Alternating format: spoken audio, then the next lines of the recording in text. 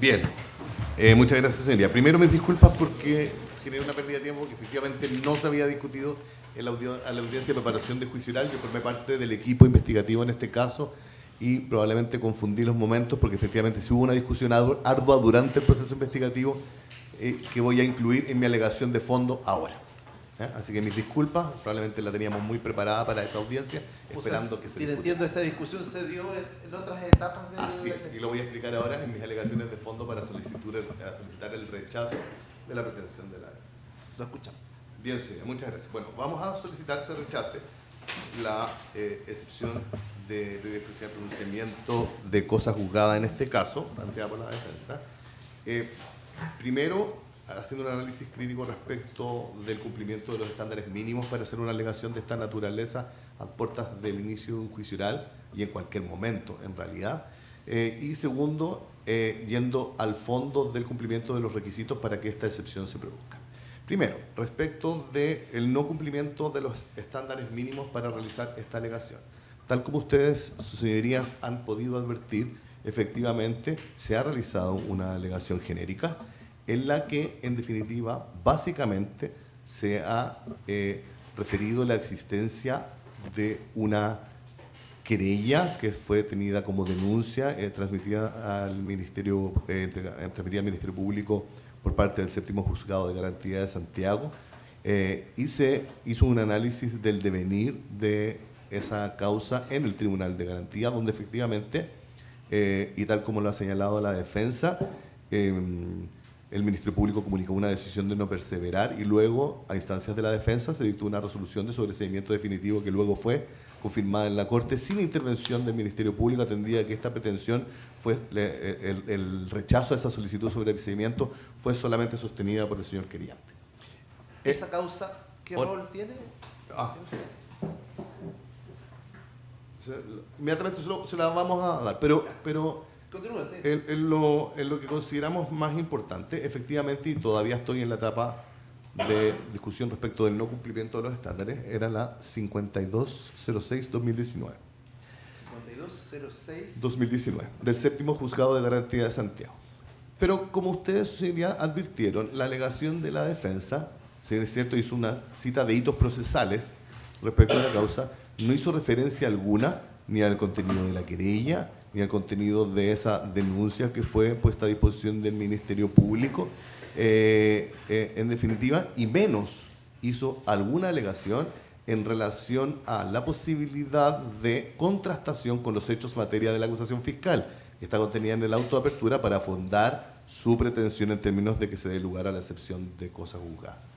Básicamente, la excepción de cosa juzgada corresponde a un incidente procesal autorizado por la norma, por el artículo 264-65 del Código Procesal Penal, para discutir en este momento, pero no se cumple con los estándares mínimos que se le pueden exigir a un incidentista que tiene sobre sus espaldas, ¿no es cierto?, la carga de la justificación de dicho incidente. En este caso, ninguna alegación por parte de la defensa se hizo en relación al contenido de la denuncia, de la querella y denuncia. Sus señorías no les está pidiendo que resuelvan sin siquiera saber que tenía esa querella y esa denuncia.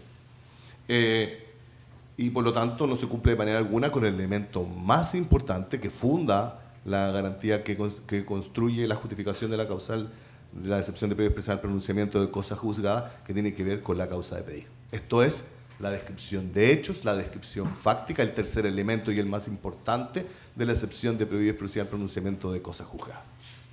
Así las cosas, el incidentista solicita a sus señorías que fallen a ciegas respecto del contenido de una querella que todos quienes estamos en esta sala desconocemos en absoluto qué contenido de descripción fáctica tiene. Pero, y esta es mi primera alegación entonces, ¿cierto? El estándar de la solicitud de la defensa es absolutamente insuficiente para, y máxime en esta etapa procesal a puertas de la realización del juicio. Y efectivamente, en mi error, ya no habiéndose discutido en la audiencia de preparación de juicio oral. ¿Y por qué no se discutió en la audiencia de preparación de juicio oral? Y aquí voy al fondo del asunto, a pesar de que el incidentista no ha aportado estos antecedentes básicos para una resolución favorable, el Ministerio Público sí va a hacerse cargo de eso. Efectivamente existió esta querella, y voy a causa de pedir fondo. Efectivamente se hizo referencia esta querella hablaba de una serie de elementos que tenían que ver con un análisis crítico del comportamiento del señor Espinosa como director de la PDI. Es cierto.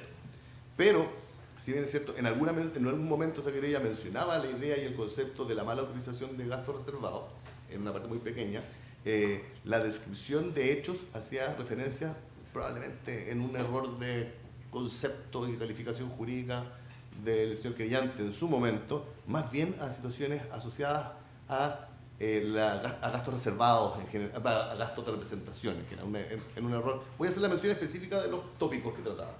Compra de vehículo institucional, que tenía que ver con efectivamente la decisión del señor Espinosa como director general en su momento de adquirir un vehículo por aproximadamente 61 millones de pesos sin ninguna justificación como vehículo institucional, sin ningún tipo de justificación de seguridad o de eficiencia o de buen uso de los recursos en el sentido del servicio que éste prestaría a fines institucionales, sino más bien se trataba de un vehículo como de lujo en ese momento. Y fue un tema que se discutió mucho. De hecho, fue una discusión pública.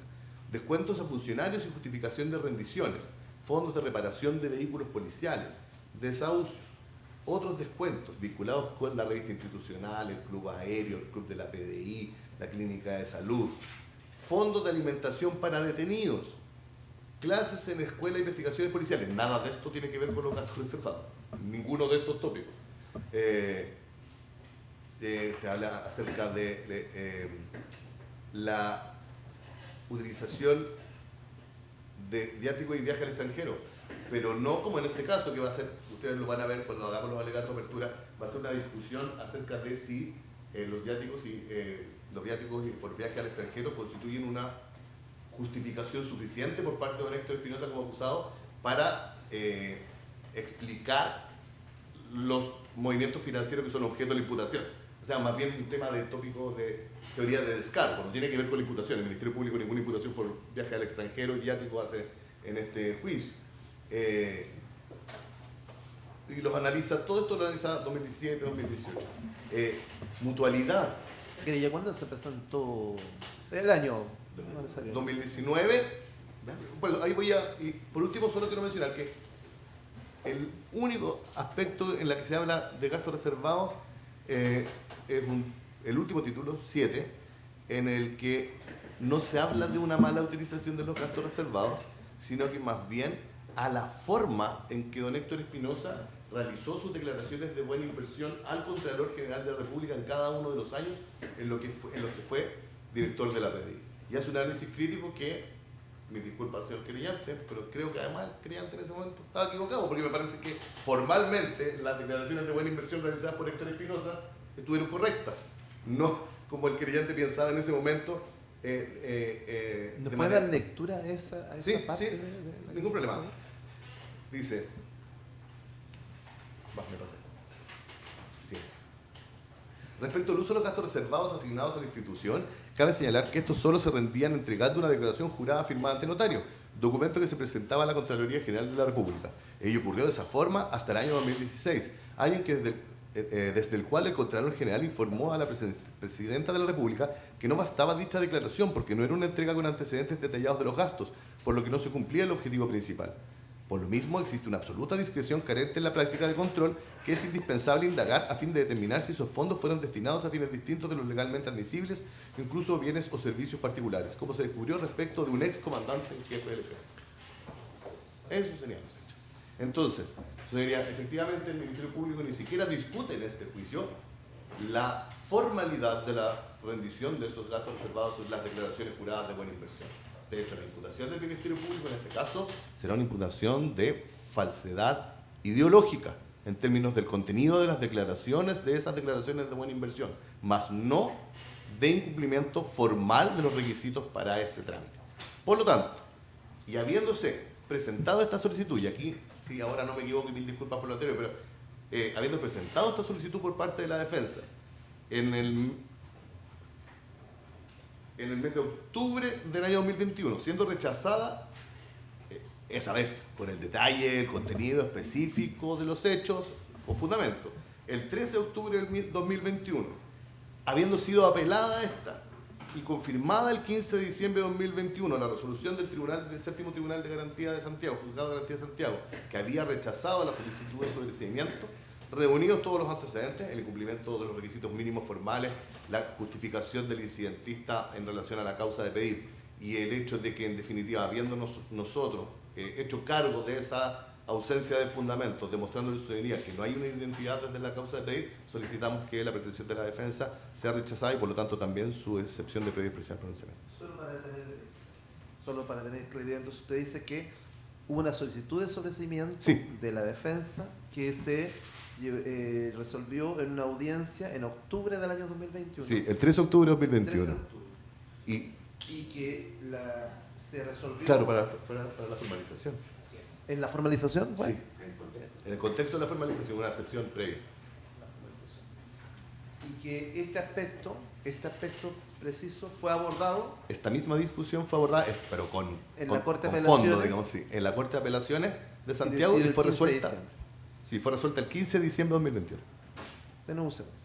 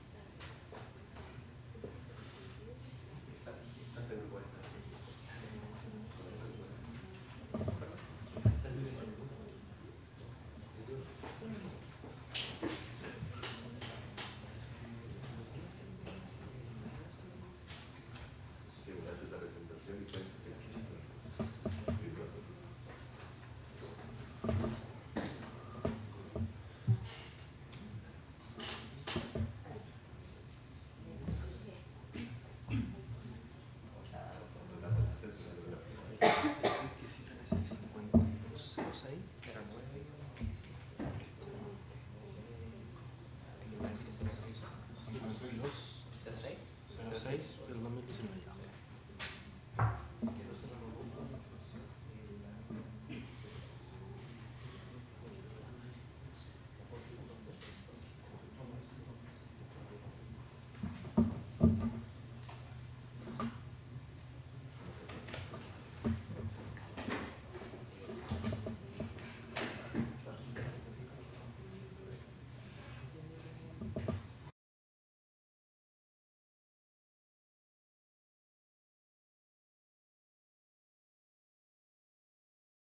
La defensa ha planteado la excepción de cosa juzgada porque a su juicio entiende de que los hechos en materia de la acusación y que son objeto de autoapertura del juicio oral serían los mismos que aquellos que se ventilaron en la causa RIT 5206 del año 2019 del séptimo juzgado de garantía.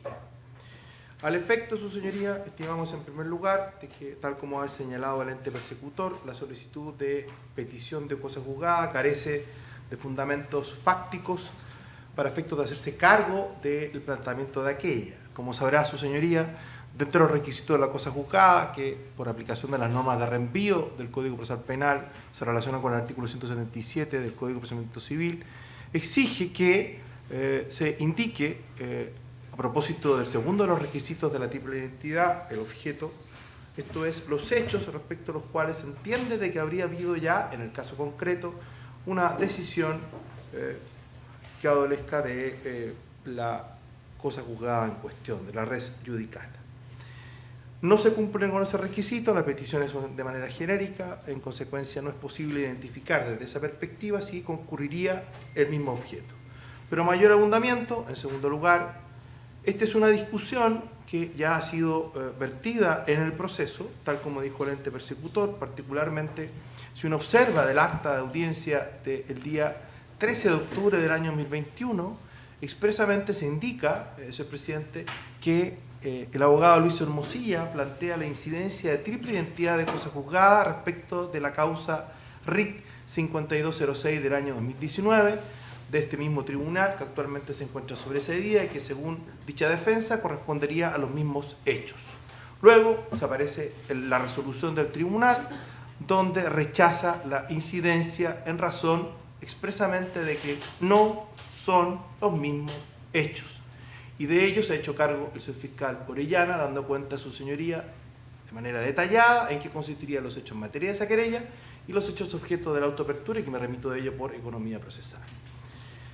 En segundo lugar, si uno analiza el devenir de la carpeta electrónica judicial, efectivamente la defensa apela de esa decisión y la Corte, en el rol 4483 del año 2021, la 11ª Sala confirma la resolución del 13 de octubre en que expresamente señala la Ilustrísima Corte no dio lugar a decretar el sobreseimiento definitivo de la causa.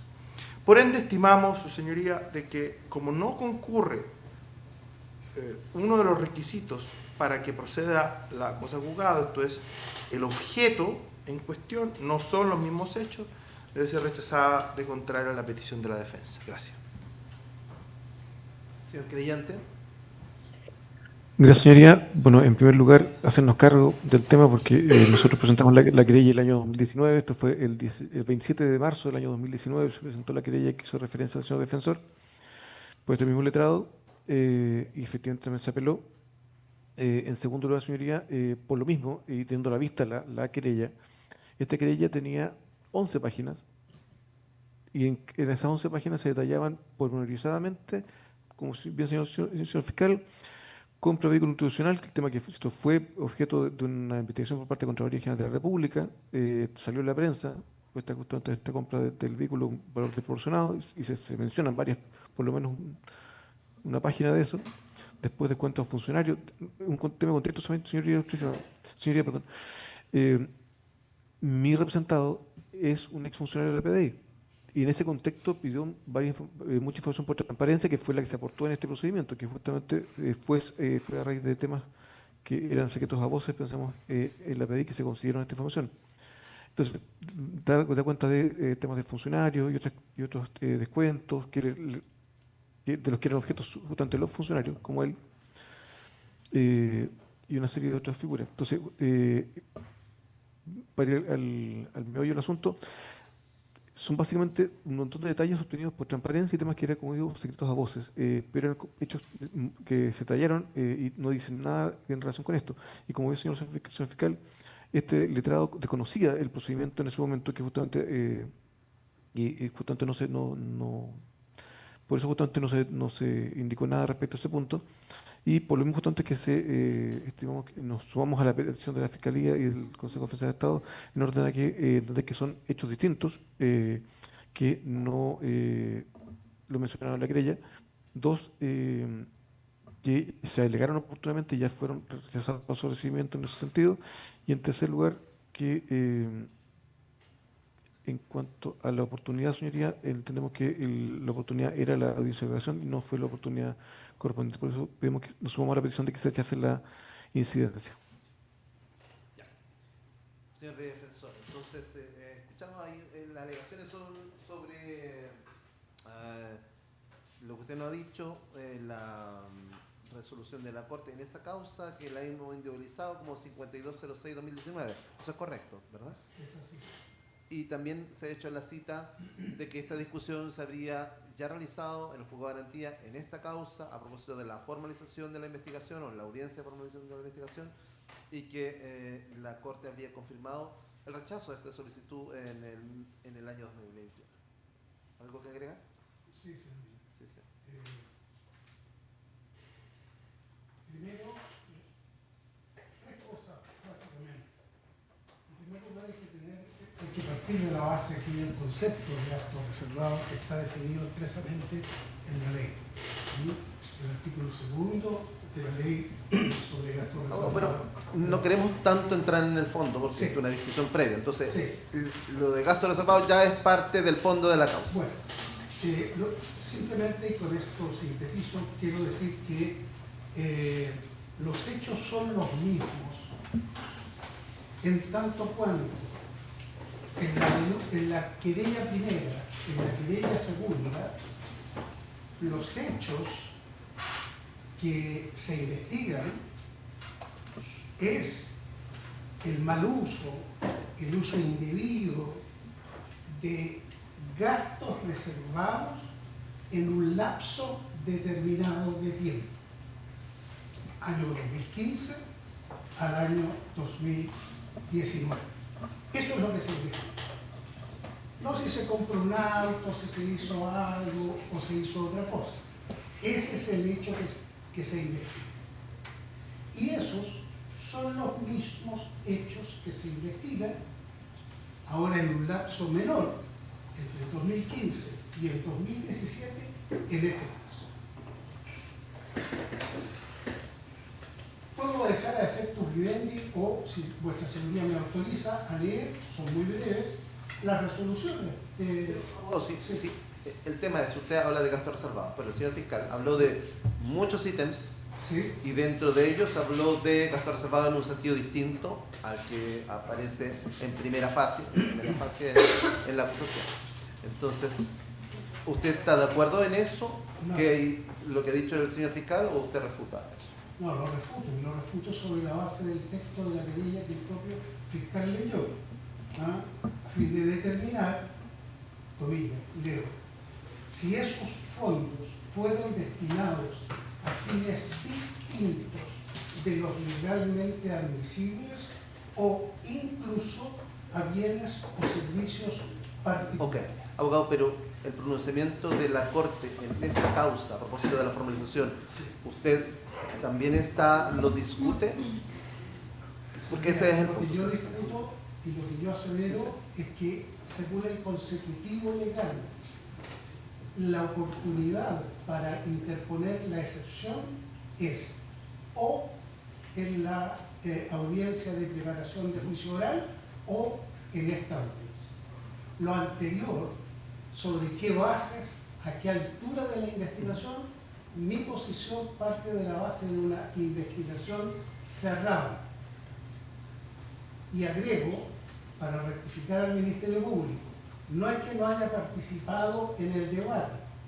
Lo que dijo el Ministerio Público en la audiencia fue que no se oponía a que se dictara el sobreseimiento definitivo. Así lo Sí, dice por eso, una resolución. con eso me está hablando de la causa del 2019, ¿verdad? Claro. Eso es lo del 2019. Sí, porque en la formalización... Sí, que yo me estaba refiriendo a la causa del a la revisión del 2021, de la Corte, el pronunciamiento de la Corte del 2021. recaía en esta causa, En esta causa. en nuestra causa. Sí, sí. Claro, pero son oportunidades distintas. Ok, ese es su punto.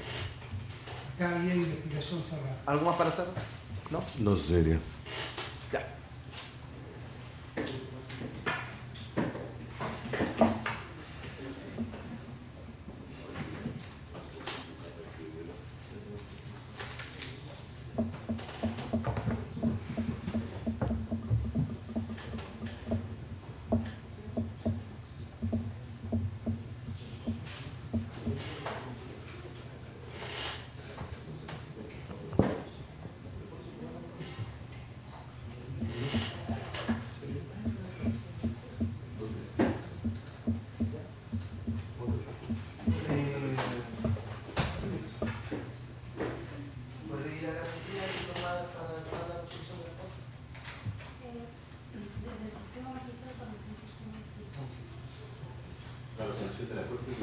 La resolución de la Corte es muy breve. Se confirma la resolución de... Sí, Y garantía no tiene por escrito tampoco. está el acta, yo tengo el acta, señoría, y la resolución de la Corte. Ya, por favor, acérquenos a esos documentos y nosotros vamos a tener que, ya que tenemos este problema informático. ¿Usted lo tiene? Entonces, compártanlo por favor con la defensa, nos alcanzan ese dato y nos vamos a tener que tomar otro tiempo para Sí, no se preocupe, poder ver. está bien.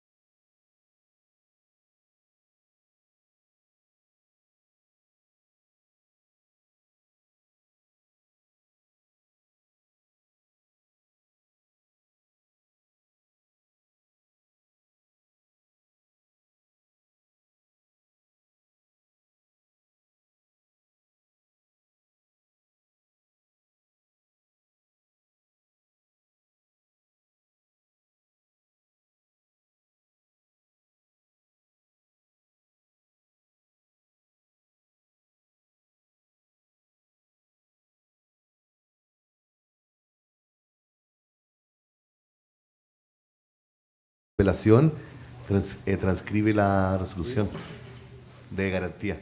Estamos buscando si... Garantía, sí, exacto. Garantía remite los antecedentes.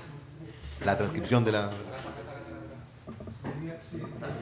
Pediría que el tribunal tuviera a la vista la resolución del tribunal de garantía, porque entiendo que el mismo dice que en ese momento no se puede tomar en definitiva una resolución acerca de si son los mismos hechos, que eso se tendrá que hacer con posterioridad. Esa es la información que yo tengo. Entonces, eso le da sentido a la resolución de Por eso vamos a compartir los documentos oficiales que existen. Muy bien. Sí, los documentos oficiales. Toma.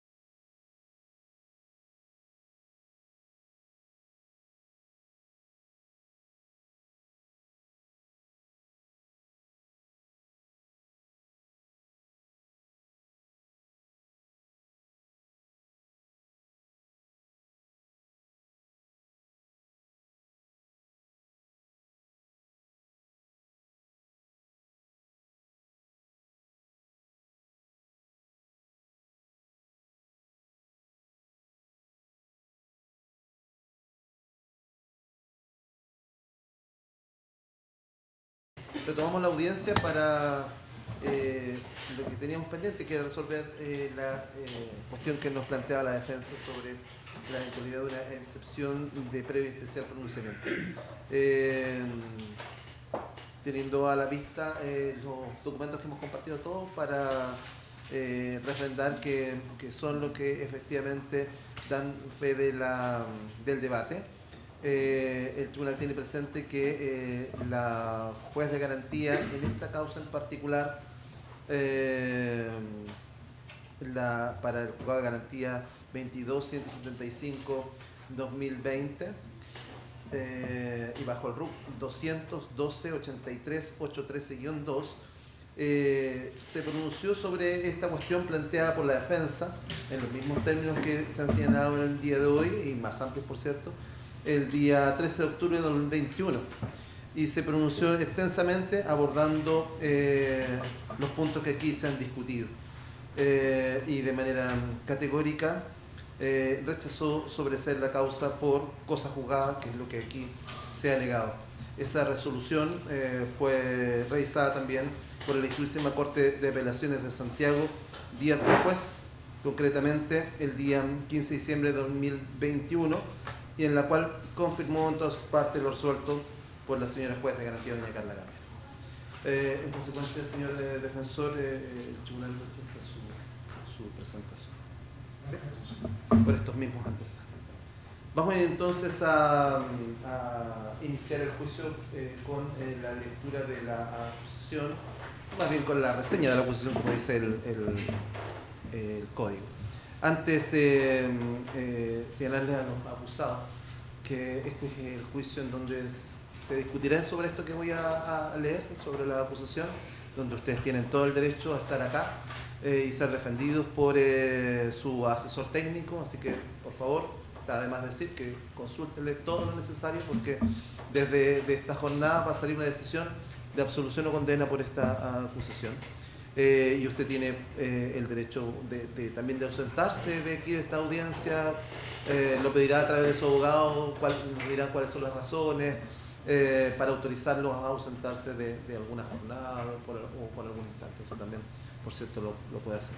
A continuación le daré la palabra a los abogados y luego le preguntaré si usted quiere declarar. Algo habíamos conversado previamente para dedicar este juicio de que usted lo podría hacer, pero de todas maneras vamos a consultar si eso se ratifica. ¿Ya? ¿Sí? Usted como asume. Entonces voy a hacer la reseña de la acusación. Yo les decíamos en la audiencia de coordinación que voy a hacer un resumen atendida la extensión de la misma, y para ir directamente a los 3 hechos que se le están imputando. Decía que el Ministerio Público estructura esta acusación en 3 hechos delictivos principales que se habrían cometido entre los años 2015 y 2017. El primero es malversación de caudales públicos, ese es el título. Dice que la Policía de Investigaciones de Chile recibió entre los años 2015, 2016 y 2017, conforme a la respectiva ley de presupuesto, fondos por concepto de gastos reservados que totalizaron 1.099.772.000 pesos. Específicamente, en el año 2015 se asignaron 353.950.000 pesos según la ley número 20.798, publicada el 6 de diciembre de 2014. En el año 2016 se asignaron 367.400.000 pesos según la ley número 20.882, publicada el 5 de diciembre de 2015, y la número 20.890, publicada el 26 de diciembre de 2015. En el año 2017 se asignaron 378.422.000 pesos según la ley 20.981, publicada el 15 de diciembre de 2016. La acusación sostiene que Héctor Ángel Espinosa Valenzuela, en su calidad de director general de la Policía de Investigaciones, durante ese periodo tenía la custodia y administración de estos fondos públicos destinados a gastos reservados conforme a la Ley Orgánica Constitucional de la institución. Se le atribuye haber sustraído entre los años 2015 y 2017, en dependencia del edificio institucional ubicado en calle General Marquena, número 1370 en Santiago, sumas de dinero provenientes de estos recursos públicos. Las sustracciones identificadas totalizarían al menos 146 millones de pesos. El mecanismo descrito indica que luego de retirar los fondos de gastos reservados desde el Banco Estado, el acusado habría entregado porciones de estos dineros en efectivo a su ayudante personal, Eduardo Esteban Villablanca y Nostroza, quien era subcomisario de la Policía de Investigaciones, para que éste realizara depósitos fraccionados en las cuentas bancarias personales, tanto del propio Héctor Espinosa como de su cónyuge María Magdalena Neira Cabrera. Se detallan especialmente los siguientes episodios. En junio del 2015, tras cobrarse 30 millones de pesos por gastos reservados, el 25 de junio, se habrían depositado 15 millones de pesos en las cuentas del acusado y su cónyuge entre el 30 de junio y el 6 de julio.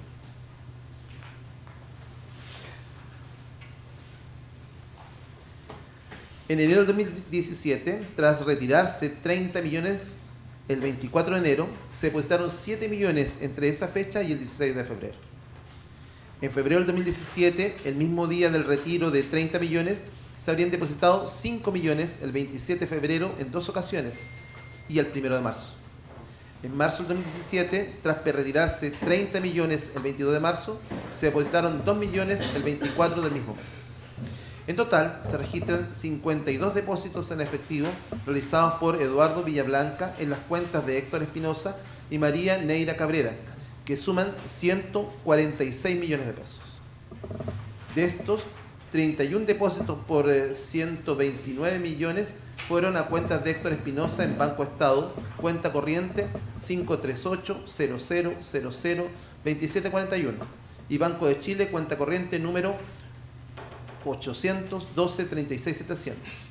Los depósitos a Banco Estado totalizaron aproximadamente 50 millones mediante 19 operaciones, mientras que los depósitos de Banco de Chile sumaron aproximadamente 59 millones mediante 14 operaciones.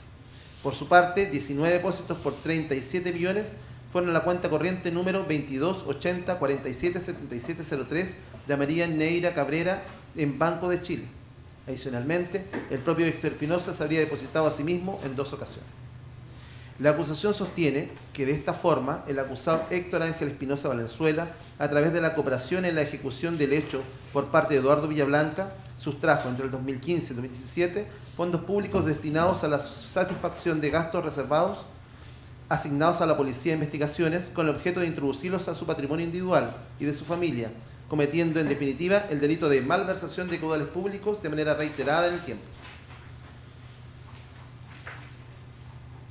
El segundo hecho, el lavado de dinero. La acusación sostiene que los acusados Héctor Espinosa Valenzuela y María Magdalena Neira Cabrera, a sabiendas del origen ilícito de los dineros provenientes de la malversación, habrían realizado diversas maniobras para ocultar o disimular dicho origen e integrar estos fondos al sistema económico y financiero formal. Los delitos base de lavado de dinero provinieron de los delitos reiterados de malversación de caudales públicos, tipificados en el artículo 233 del Código Penal, cometidos entre los años 2015 y 2017. La comisión de estos delitos base habría generado millonarias ganancias por al menos 146 millones de pesos, parte de los cuales fueron posteriormente estratificadas e integradas al sistema económico formal mediante actos de ocultamiento o disimulación de su origen ilícito. Se describen 6 modalidades principales de lavado de dinero realizadas por los acusados. Primera, la utilización de testaferros para ingresar de manera fraccionada parte del dinero sustraído por concepto de gastos reservados al sistema económico formal mediante depósitos bancarios e instrumentos financieros. Segunda, el uso de cuentas bancarias de la cónyuge, quien habría operado como testaferro facilitadora de sus productos bancarios para recibir dinero fraccionado con el objeto de no levantar alerta del sistema preventivo en materia de lavado de dinero, logrando desvincular progresivamente el dinero desde su fuente ilícita al ingresar finalmente al patrimonio de personas que no se encontraban vinculadas directamente con la institución de la Policía de Investigaciones. Tercera, maniobras de ocultamiento del origen ilícito de los bienes. El dinero recibido por los acusados en sus cuentas bancarias a partir de la sustracción de fondos públicos se justificaba ante los sujetos obligados a reportar a la Unidad de Análisis Financiero conforme a la Ley 19.913, con asignaciones y beneficios relacionados con el cargo, viáticos y determinados negocios particulares. Cuarta, la utilización de instrumentos financieros como fondos mutuos, cheques y vales vistas para la generación de flujos entre dineros recibidos por concepto de gastos reservados y así desvincularlos progresivamente de su fuente ilícita. Quinta, la adquisición de bienes inmuebles a título personal y a través de la cónyuge como testaferro. Parte del dinero de origen ilícito recibido era posteriormente desvinculado progresivamente de su fuente ilícita mediante su utilización para la adquisición de inmuebles a título propio y también valiéndose de la cónyuge, con el objeto de desvincular progresivamente el dinero de su fuente ilícita y dándole así a estas adquisiciones apariencia de legalidad. Sexta, el financiamiento de inversiones a nombre de terceros y permitir la utilización de cuentas e instrumentos bancarios por otro. Parte del dinero de origen ilícito recibido fue desvinculado progresivamente de su fuente ilícita mediante su utilización para la adquisición de bienes en favor de terceros, valiéndose de la cuenta bancaria del testaferro, quien permitió su utilización con el objeto de desvincular progresivamente el dinero de su fuente ilícita y dándole así a estas adquisiciones apariencia de legalidad. Se menciona específicamente que parte de estos dineros ilícitos se habrían utilizado para adquirir un vehículo Opel Corsa con patente GVZX42 para el hijo de Héctor Espinosa. Esta adquisición se habría realizado mediante un vale vista por 7 millones de pesos emitido por Eduardo Villablanca, más dinero en efectivo por 590.000 pesos. Previamente a la emisión del cheque número 7344491 de fecha 18 de octubre de 2016 por 1.600.000 pesos por parte de Héctor Espinosa a su ayudante Eduardo Villablanca para la adquisición del referido vehículo, específicamente un día antes, con fecha 17 de octubre de 2016. Eduardo Villablanca había efectuado el cobro de fondos públicos destinados a la satisfacción de gastos reservados asignados a la Policía de Investigaciones por 97.400.000 pesos, dinero que fue entregado al exdirector de la PDI, Héctor Espinosa. El hecho 3. Falsificación de instrumento público.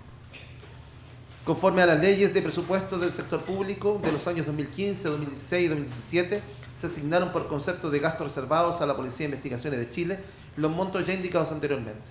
La correcta inversión de las sumas recibidas por concepto de gastos reservados debía ser rendida a la Contraloría General de la República conforme al mecanismo precisado en el artículo 4 de la Ley 19.863, que considera que el jefe de servicio de la PDI debe efectuar una rendición de cuenta anual en forma genérica y secreta a la Contraloría General de la República a través del Contralor General, considerando una desagregación por rubros que permitiera ilustrar a este sobre el contenido fundamental de dichos gastos, acompañando una declaración jurada que acreditara el cumplimiento a la ley y el no incurrir en las prohibiciones que la misma normativa precisa.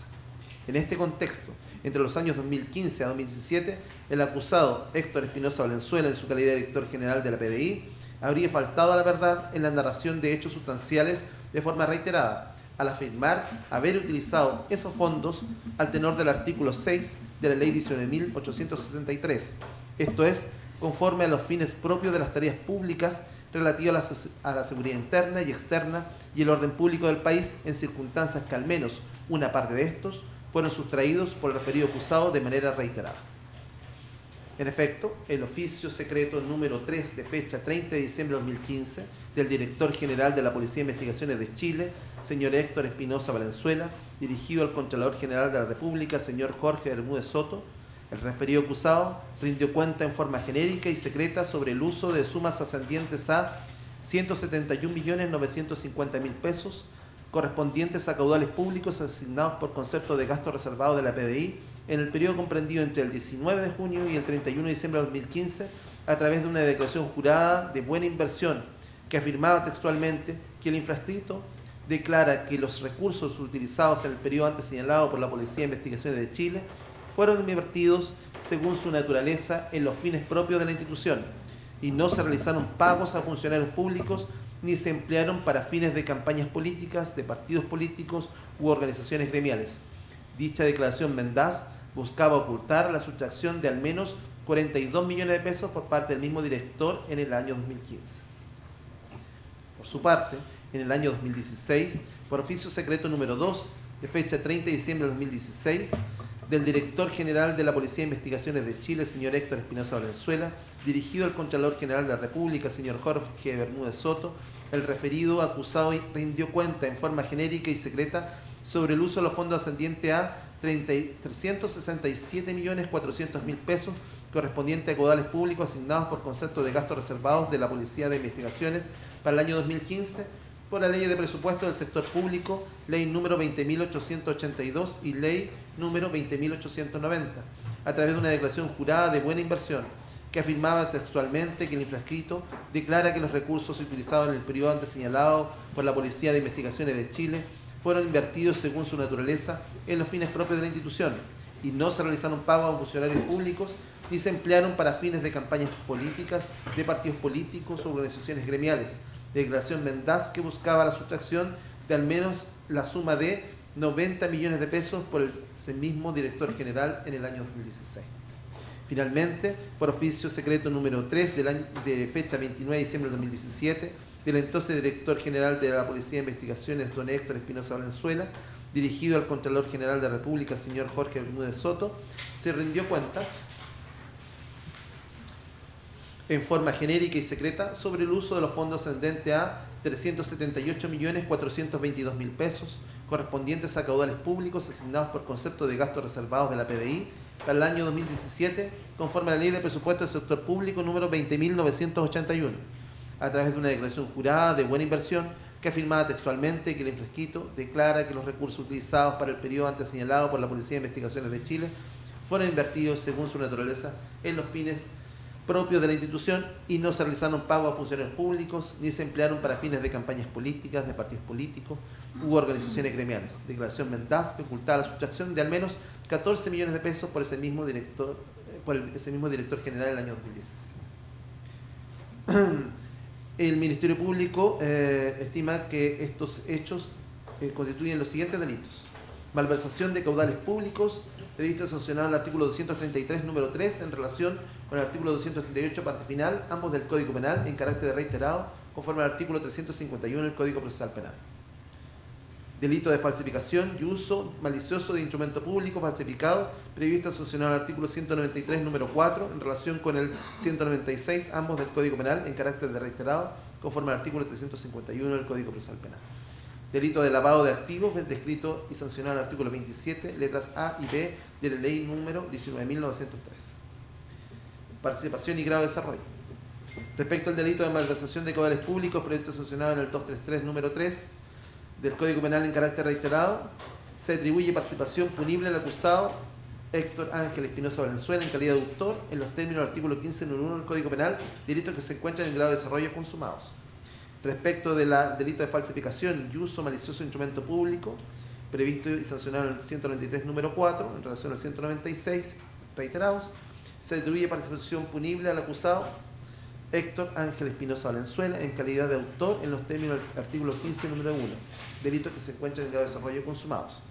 Respecto al delito de lavado de activos, descrito y sancionado en el artículo 27 de la Ley número 19.913, se atribuye participación punible a los acusados Héctor Ángel Espinosa Valenzuela y María Magdalena Neira Cabrera, a todos en calidad de autores del artículo 15, número 1 del Código Penal, delitos que se encuentran en grado de desarrollo consumado.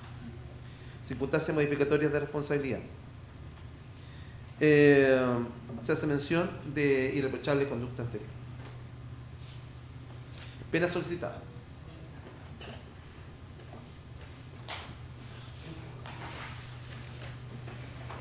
Penas principales.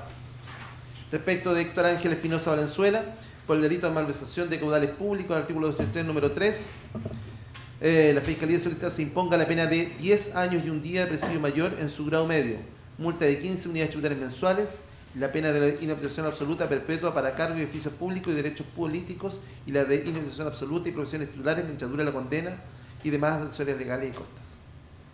Por el delito de falsificación y uso de instrumento público falso del artículo 193, número 4, la Fiscalía solicita se imponga al acusado la pena de 5 años y un día de prisión mayor en su grado mínimo, accesorias legales y costas.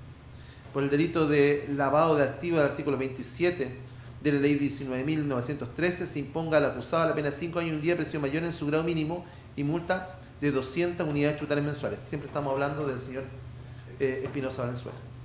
Respecto de la señora María Magdalena Neira Cabrera, por el delito de lavado de activos, se imponga la pena de 5 años y un día de prisión mayor en su grado mínimo y multa de 200 unidades tributarias mensuales, accesorias legales y costas. Se pide también, por cierto, la pena accesoria de comiso, en atención a que por los delitos por los cuales se ha deducido la acusación fiscal, el Ministerio Público solicita, de acuerdo al artículo 31 del Código Penal, en relación con lo pertinente de la Ley 19.913, que se aplique la norma de la Ley número 20.000 en esta materia.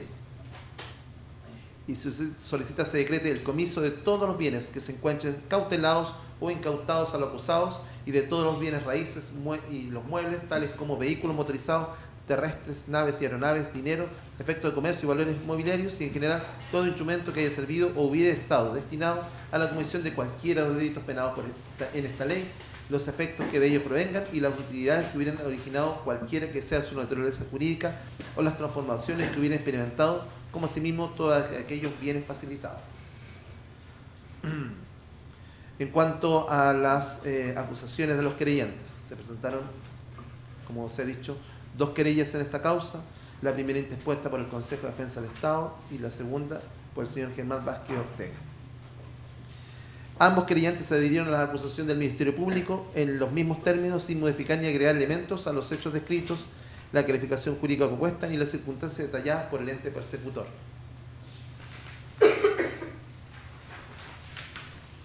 Asimismo, se interpuso demanda civil por el Consejo de Defensa del Estado.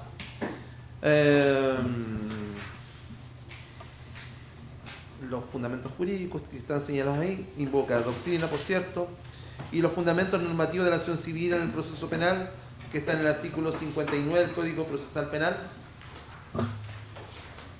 y fundamentación del daño y de la indemnización solicitada.